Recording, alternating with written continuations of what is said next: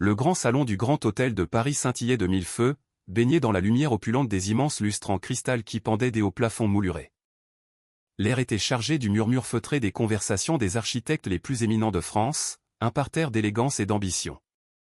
Ma robe de soie bleu nuit épousait la courbe prononcée de mon ventre, témoin de mes 8 mois de grossesse, alors que j'avançais avec une lenteur délibérée vers la scène principale. Chaque pas était une victoire sur le tumulte qui secouait mon cœur, un battement frénétique qui menaçait de rompre la cage de mes côtes. Soudain, depuis la 5e rangée, mon regard croisa le sien. Ses yeux qui, autrefois, me contemplaient avec un amour que je croyais infini. Lucas Martin, mon mari depuis 7 ans, était figé sur son siège, sa main agrippant convulsivement le bras de Chloé Bernard, sa secrétaire de direction. Leurs deux visages, tournés vers moi, étaient des masques de stupeur, comme s'ils venaient de voir un fantôme. Et d'une certaine manière, c'était le cas. Ils m'imaginaient sans doute chez nous, effondré, noyé dans mes larmes, anéanti par leur trahison. C'est alors que la voix de Monsieur Jean, le maître de cérémonie, s'éleva, emplissant la salle d'une résonance solennelle. Mesdames et messieurs, c'est un immense honneur de vous présenter la lauréate du Prix national d'architecture durable 2024 pour son projet révolutionnaire de logements écologiques en périphérie de Paris. Je vous demande d'applaudir chaleureusement l'architecte Manon Dubois. Les applaudissements éclatèrent, un tonnerre assourdissant. Lucas devint livide, sa pâleur spectrale contrastant avec son costume sombre. Chloé tenta d'esquisser un sourire, mais sa bouche se tordit en une grimace où se mêlaient la confusion et une panique grandissante. Aucun des deux ne s'attendait à ma présence ce soir, et encore moins à ce que je sois au centre de toutes les attentions. Pour que vous compreniez comment j'en suis arrivé à savourer cet instant, il faut que je remonte le temps, 6 mois en arrière, à ce mardi après-midi du mois d'avril qui a fait basculer ma vie. Le soleil printanier inondait de sa lumière douce notre appartement de Saint-Germain-des-Prés. J'étais enceinte de 2 mois et je revenais tout juste de ma première échographie, le cœur débordant de joie. Les images précieuses de notre futur bébé étaient blotties dans mon sac, et je cherchais le moment idéal pour surprendre Lucas. Il était parti tôt ce matin-là, prétextant une journée marathon de réunions avec des investisseurs pour son cabinet de conseil, m'avertissant qu'il rentrerait tard et que je ne devais pas l'attendre pour dîner. J'avais donc profité de cette solitude pour avancer sur les plans de mon nouveau projet, un complexe de logements durables sur lequel je travaillais depuis des mois. Vers 17 h, l'envie me prit de ranger son bureau pour lui faire une surprise, de créer un écrin de perfection pour la nouvelle que j'allais lui annoncer. C'est en organisant les papiers sur son bureau que ma main frôla son ordinateur portable. L'écran s'illumina, révélant sa messagerie électronique ouverte. Je n'avais aucune intention de fouiller, vraiment. Mais l'objet du dernier courriel me glaça le sang, confirmation de réservation. Suite présidentielle. Le Ritz Paris. 25 avril. Dîner de célébration pour 2. Le 25 avril. Dans 3 jours. Notre anniversaire de mariage était en juillet. Le mien, en février. Un nœud d'angoisse se serra dans mon estomac tandis que mon esprit s'échinait à trouver une explication plausible. D'une main tremblante, j'ouvris le message. La réservation était au nom de Lucas Martin, pour 2 personnes. Elle incluait un champagne millésimé et un dîner romantique avec vue sur la place Vendôme. Le coût, 800 € la nuit. Mon mari, celui qui prêchait constamment la nécessité d'épargner, qui se plaignait que mon travail d'architecte ne générait pas de revenus assez stables, avait réservé une suite à 800 € sans m'en dire un mot. Je continuais à faire défiler les messages.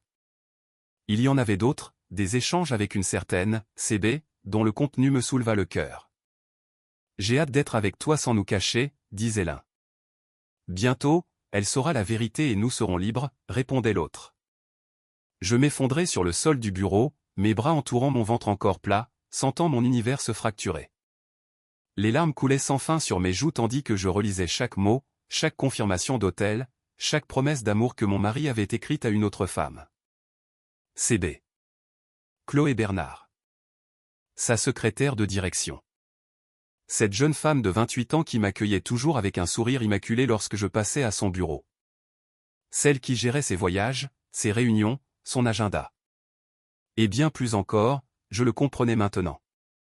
Je vérifiais les dates. Leur liaison durait depuis plus d'1 an, précisément depuis que je m'étais plongé corps et âme dans mon plus grand projet, passant des nuits blanches à dessiner, tandis que Lucas se plaignait que je le délaissais pour ma carrière. Je découvris des photos. Eux deux à Paris, lors d'un voyage d'affaires dont Lucas était revenu avec un parfum de luxe pour moi. Quelle ironie cruelle. Un cadeau acheté pour apaiser sa conscience coupable. Je les vis à Nice, à Bordeaux, dans des villes où je n'avais jamais mis les pieds avec mon propre mari, car, disait-il, nous n'avions ni le temps, ni l'argent. La douleur était physique, une sensation aiguë, comme si on m'avait arraché le cœur à main nue. Je suis resté là, prostré sur le sol de son bureau, pendant des heures, pleurant toutes les larmes de mon corps. J'ai envisagé de le confronter, de faire mes valises et de disparaître, de hurler ma rage, de tout détruire. Mais ma main se posa sur mon ventre. Une vie grandissait en moi, un être innocent qui méritait une mère forte, pas une femme brisée par la trahison. Ce soir-là, quand Lucas rentra après 23 heures, son costume imprégné d'un parfum qui n'était pas le mien, je l'accueillis avec un sourire. Je lui demandai comment s'était passée sa journée, nous partageâmes les restes du dîner, et lorsqu'il me demanda si tout allait bien, je répondis que tout était parfait. Je ne lui parlais pas de la grossesse. Ce secret serait désormais le mien. Les jours suivants, je fus une actrice consommée. Je me rendais à mon agence près du canal Saint-Martin, je travaillais sur mes projets, je souriais quand Lucas m'embrassait le matin. Mais à l'intérieur, mon cerveau tournait à plein régime, analysant, planifiant, élaborant la stratégie qui me sortirait de ce cauchemar. Le 25 avril arriva. Lucas m'annonça un dîner d'affaires crucial avec des investisseurs japonais. Je lui dis de ne pas m'attendre, que j'en profiterais pour travailler. Je déposai un baiser sur sa joue et le regardai partir dans son plus beau costume italien. Cette nuit-là, je l'ai imaginé avec elle, dans cette suite du Ritz, trinquant au champagne, s'échangeant des promesses qu'il ne me faisait plus. J'ai pleuré de nouveau, mais ce furent les dernières larmes que je verserai pour Lucas Martin.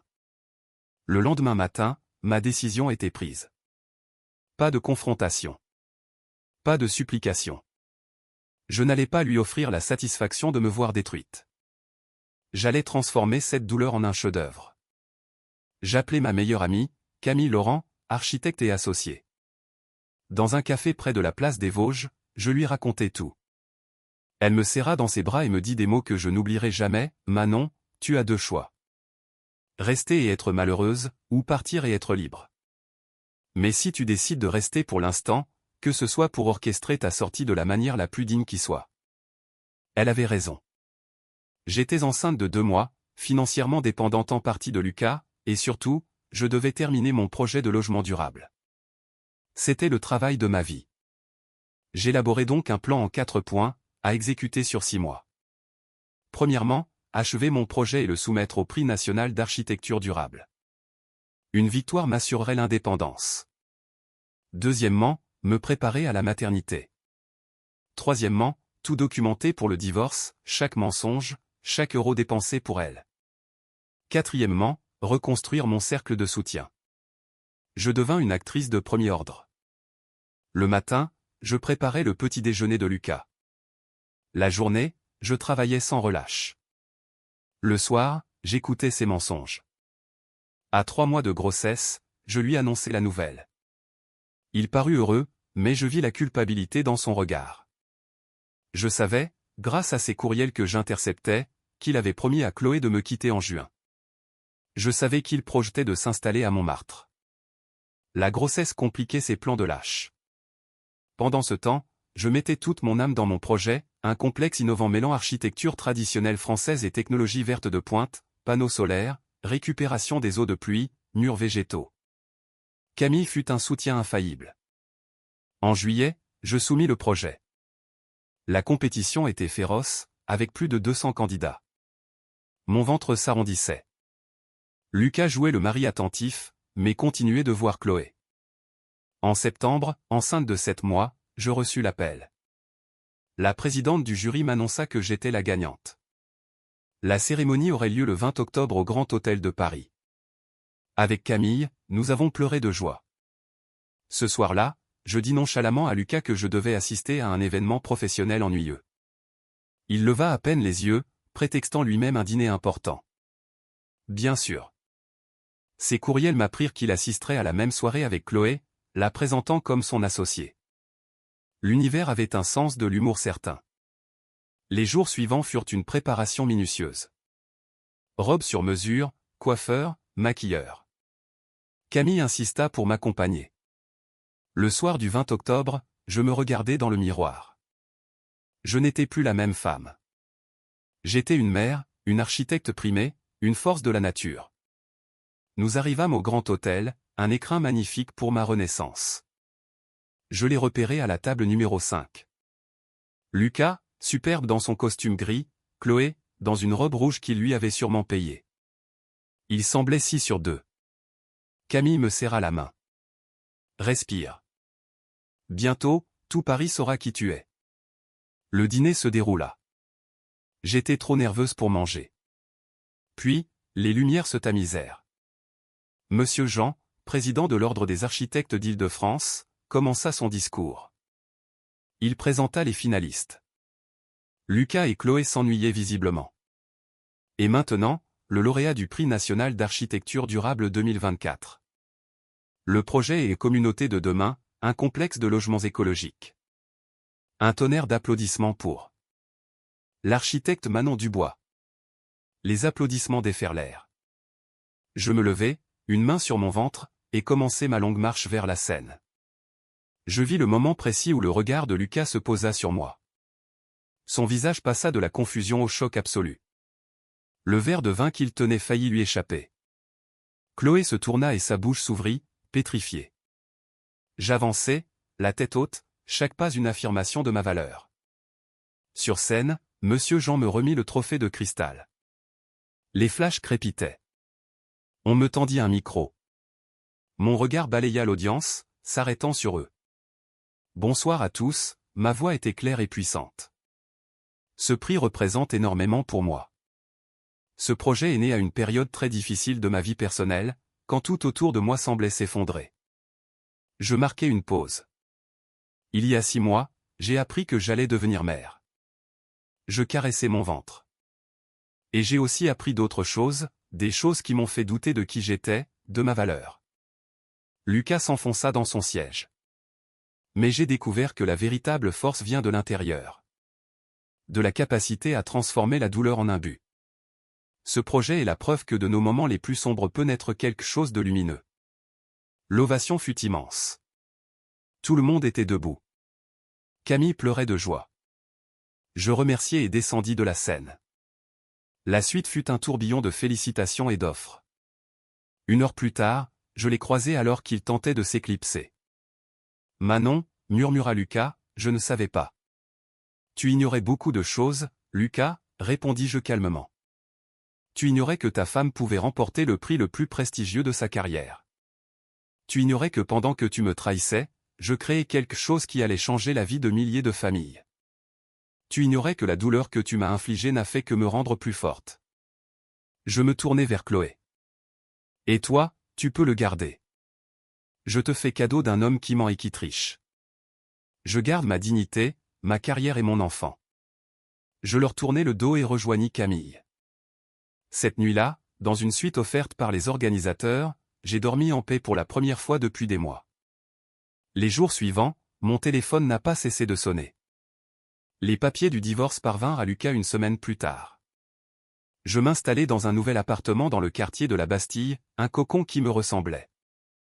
Ma mère, Madame Marie, est venue de Bordeaux pour m'aider. 1 mois après le gala, j'ai donné naissance à une magnifique petite fille, Louise, ma lumière éclatante. J'ai compris que tout ce que j'avais enduré avait un sens. Lucas a pu voir sa fille, sous des conditions strictes. Le divorce fut rapide. Sa réputation professionnelle était en ruine. Chloé le quitta 3 mois plus tard pour un homme plus prometteur. Pendant ce temps, ma carrière explosait. La construction du projet a commencé. Mon agence avec Camille a grandi. Nous sommes devenus des références à Paris. 1 an après, je suis retourné au Grand Hôtel, cette fois pour donner une conférence. J'ai raconté mon histoire à une salle comble de jeunes architectes. Le succès n'est pas la meilleure des vengeances, leur ai-je dit. C'est la conséquence naturelle du respect que l'on se porte. Face à la trahison, on peut choisir d'être une victime, ou de transformer la douleur en carburant.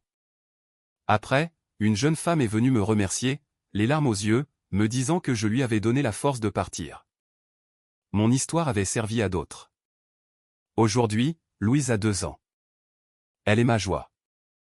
Lucas fait partie de nos vies, de loin. Il s'est remarié. Quant à moi, j'ai appris que le bonheur vient de soi. Je suis amoureuse de ma vie, de ma fille, de mon travail. Nous venons de remporter un prix international et nous avons des projets à Nice et à Lyon.